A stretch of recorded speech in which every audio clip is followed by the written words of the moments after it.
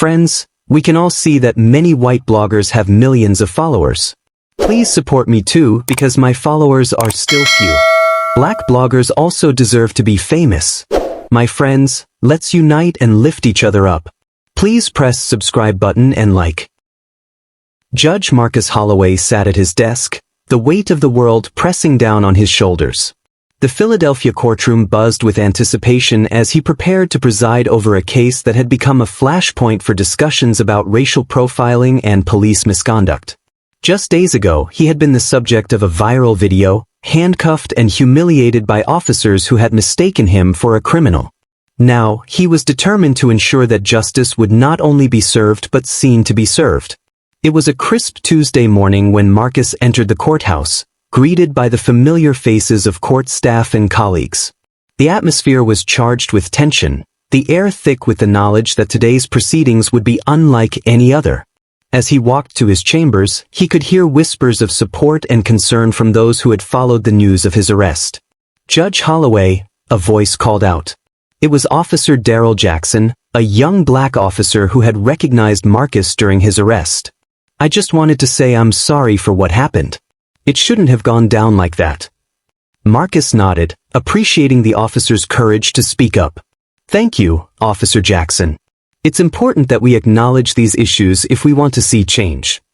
As he settled into his chair, Marcus reviewed the case files before him. The courtroom was packed with community members, activists, and media representatives eager to witness the proceedings. Today, they would hear the case of Antwan Johnson, a young black man who had alleged excessive force and racial profiling during a traffic stop involving officers Thomas Brennan and Kyle Reynolds, the same officers who had arrested Marcus. "Court is now in session," Marcus announced, his voice steady and authoritative. "We are here to address the complaint of Antwan Johnson against the Abington Township Police Department."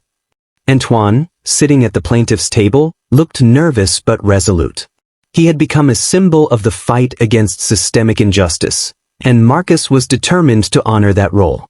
As the proceedings began, Marcus listened intently to the testimonies. Antwan recounted the night he was pulled over, describing how he had been driving home from work when the officers had stopped him for a supposed broken taillight. The body camera footage showed a different story, one of compliance and respect, starkly contrasting the officers' claims of aggression. "Your Honor," Antwan's attorney, Gabriela Rivera, said, "the evidence clearly shows that Mr. Johnson was treated unfairly based on the color of his skin. This is not an isolated incident. It's part of a larger pattern of behavior within the department." Marcus felt the weight of the moment. He had seen countless cases like this in his courtroom, but now he was living it.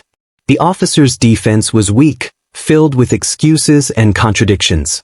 As the testimonies unfolded, it became clear that Brennan and Reynolds had a history of aggressive policing, particularly towards black and brown individuals. "Your Honor," Rivera continued, "we have witnesses who can attest to the officer's behavior as well as statistical evidence showing a disproportionate number of stops in minority neighborhoods."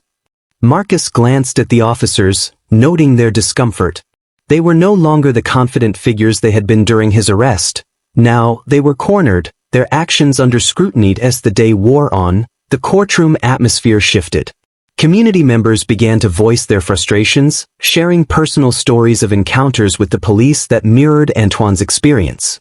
The collective pain and anger in the room were palpable, and Marcus felt a surge of determination to address the systemic issues at play.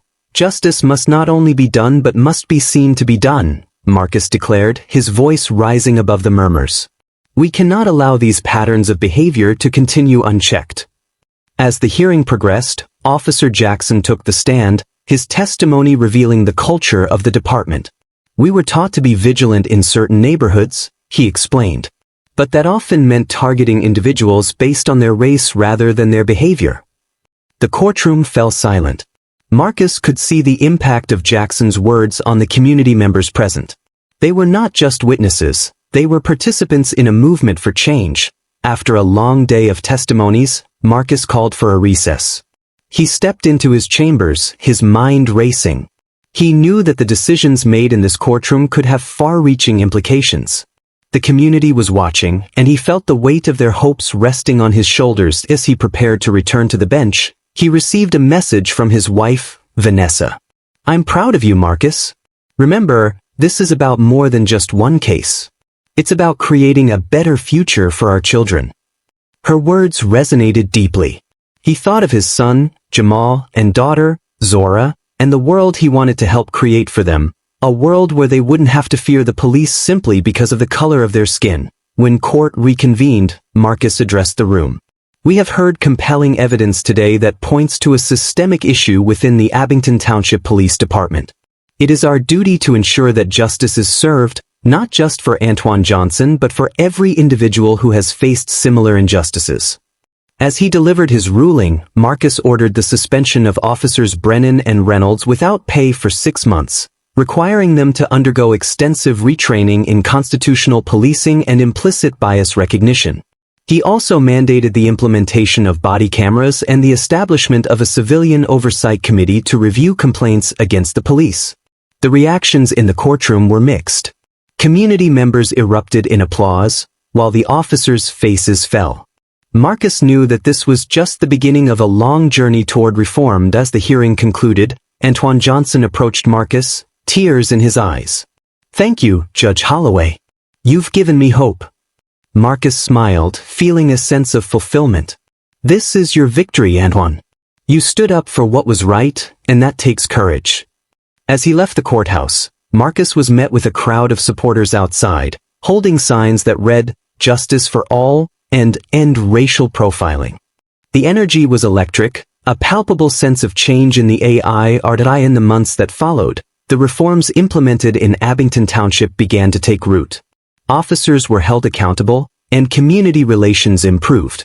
Marcus continued to advocate for justice, using his platform to amplify the voices of those who had been silenced for too long. One evening, as he filled his tank at the same gas station where his ordeal had begun, he noticed a young black man at the next pump. The officer inside the store greeted the young man with respect, and Marcus felt a sense of hope wash over him. Change was possible, and it was happening. As he drove home, he reflected on the journey that had brought him to this moment. The fight for justice was ongoing, but he was committed to ensuring that the gavel of change would continue to ring loud and clear. Do you want to know the fate of the heroes?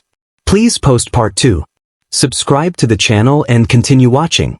Your opinion and support are important to me. Leave it in the comments. Thank you.